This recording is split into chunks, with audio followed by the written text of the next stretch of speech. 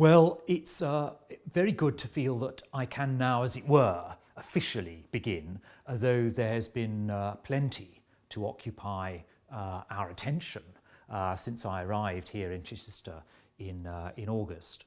But I think the key thing really is looking at the diary and seeing that what unfolds ahead of me now is an opportunity to visit across the whole diocese and to meet the people of this diocese, priests and laity in parishes and those who shape its wider life, and just to get to know, to listen, to discover what it's like, what it's about.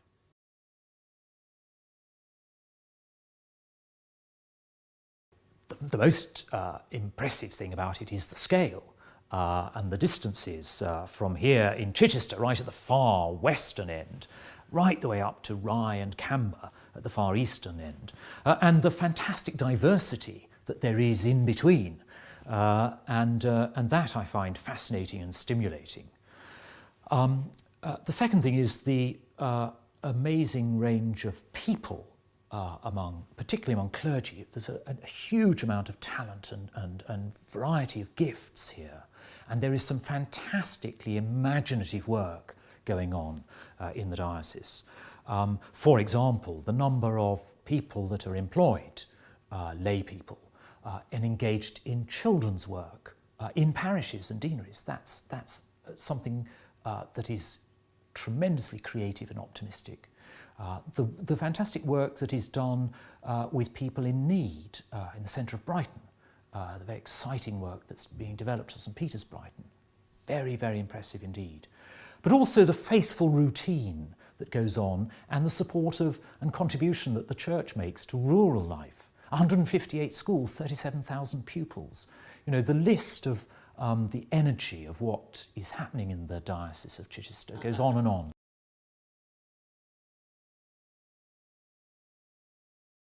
This is a diocese that is hungry for change, for growth, for outreach and expansion in terms of making new Christians and finding new ways to communicate the gospel. My concern will be that we harness that energy, but that we can also live up to the expectations that come with it. And some of those things will take time, but I was determined that we should make the earliest possible start, and I think the range of debate that we had at the Diocesan Synod in November was a good sign of that start.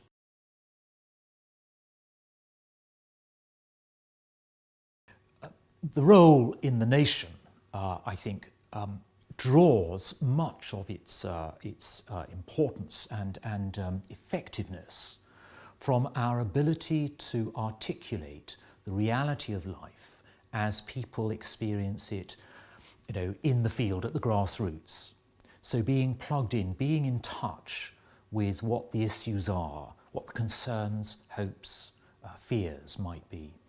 And that's why I think being out and about in Sussex, Brighton and Hove is very important, because if we are to speak at a national level as bishops representing the life of the Church, it's important that we have our feet on the ground. And it's important that we also recognise that we are inescapably part of a global society, and the consequences of our decisions and actions for people, not just in Africa, but elsewhere across, around the earth, have to be taken into account very seriously. And the Anglican Communion is a statement of that.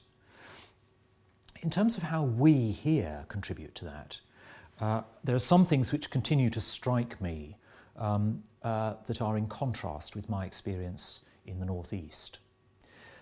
In the North East, I was very aware of living in that part of England that felt as though the South East was the magnet to which people were attracted, because here is enterprise and energy and imagination. Now that I am down in this part of the country, I can see that there is still deprivation and need. There are still people who miss out on the benefits of society, but we do also have a concentration of resources which is hugely privileged. I'm concerned to ask, what are the responsibilities that come with privilege? And how are we as Christians in this diocese attentive to that?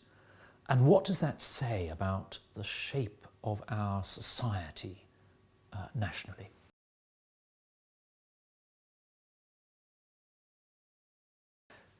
In the ordination rite for a bishop, there are a number of beautiful phrases which have stayed with me, but one is that phrase, pray earnestly for the Holy Spirit. The gift of the Holy Spirit, pray earnestly. And I think it is only in the power of God, unexpected and surprising as its manifestations are, that one can possibly hope to undertake this this great role, which is such an enormous privilege, but has such daunting, challenges. And the other thing is that, of course, you then get on with doing the business. It's daily life. It's ensuring that you meet your targets, you set your priorities, you stick with them. It's ensuring also you keep your feet firmly on the ground. You don't get above yourself. It's ensuring that the qualities of human life, particularly the qualities of courtesy and of humility, the qualities of remaining aware of your own failures, but also of a sense of humour and things that refresh you and make you laugh and think, oh, thank goodness I can, be myself. All of that has to be in the mix. And I think ultimately, day by day, it has to begin and end with God in prayer.